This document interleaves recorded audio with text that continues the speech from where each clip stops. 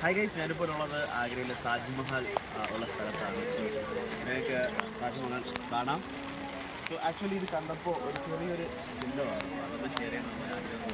Actually Taj Mahal നമ്മൾ കാണുമ്പോഴത്തേക്കും നമുക്ക് എല്ലാവർക്കും മനസ്സിലാവുന്ന അല്ലെങ്കിൽ ഓർമ്മ വരുന്നൊരു കാര്യം സിമ്പിൾ ഓഫ് ലവ്, പ്രണയത്തിൻ്റെ ഒരു സിമ്പിൾ എന്നാണ് നമ്മൾ പറയാറുള്ളത്. പക്ഷേ ആക്ച്വലി ഇത് പ്രണയത്തിൻ്റെ സിമ്പിളായിട്ട് ഇന്ന് നിൽക്കുമ്പോൾ തന്നെയും എനിക്ക് താജ്മഹൽ കാണുമ്പോഴത്തേക്ക് ഓർമ്മ വരുന്നത് പ്രണയത്തിൻ്റെ പേരിൽ കൊല്ലപ്പെട്ട ഒരു ഭർത്താവിനെയാണ്.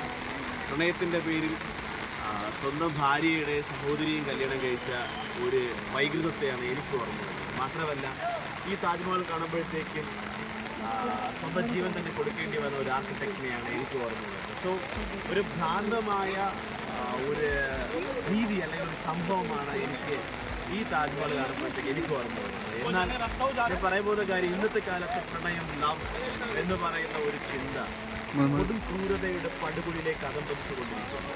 ക്രൂവൽറ്റിയുടെ അങ്ങേ അറ്റത്തേക്ക് ഇന്ന് പ്രണയം ആശയം ചെന്നെത്തി നിൽക്കുമ്പോൾ നിങ്ങൾക്ക് യഥാർത്ഥ പ്രണയത്തെ അറിയാം. Do you know the real love? Real love സത്യവേദ പുസ്തകം ബൈബിൾ ഇങ്ങനെ പ്രതിപാദിക്കുന്നു. കൂട്ടുകാരന് വേണ്ടി ജീവൻ കൊടുക്കുന്നതിനും വലിയ സ്നേഹമില്ല എന്നാണ് വേദപുസ്തകം പറയുന്നത്. ഒരാളുടെ ജീവൻ എടുക്കുന്നതല്ല, ജീവൻ കൊടുക്കുന്നതാണ് സ്നേഹമെന്ന് പറയുന്നത്.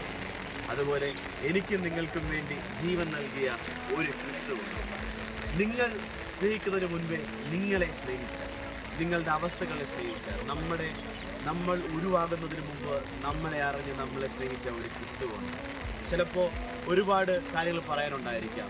എൻ്റെ ഒരുപാട് പ്രോബ്ലംസ്,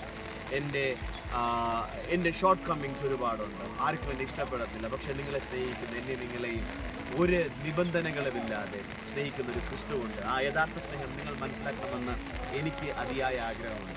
ലോകത്തിലെ അധികം സ്നേഹങ്ങളെ ഞാൻ കണ്ടിട്ടുണ്ട്, അനുഭവിച്ചിട്ടുണ്ട്. എന്നാൽ ഈ ക്രിസ്തുവിൻ്റെ സ്നേഹം അത് നിങ്ങളുടെ ജീവിതത്തിൽ വലിയ വ്യത്യാസങ്ങൾ വരുത്താൻ ഹെൽപ്പുള്ളതാണ്.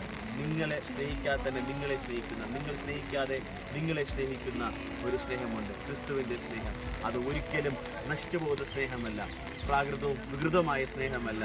നിങ്ങളെ നിത്യമായ ജീവനിലേക്ക് കൊണ്ടെത്തിക്കാൻ കഴിയുന്നൊരു സ്നേഹമുണ്ട്. Be in that love. Jesus loves you. Amen. God bless.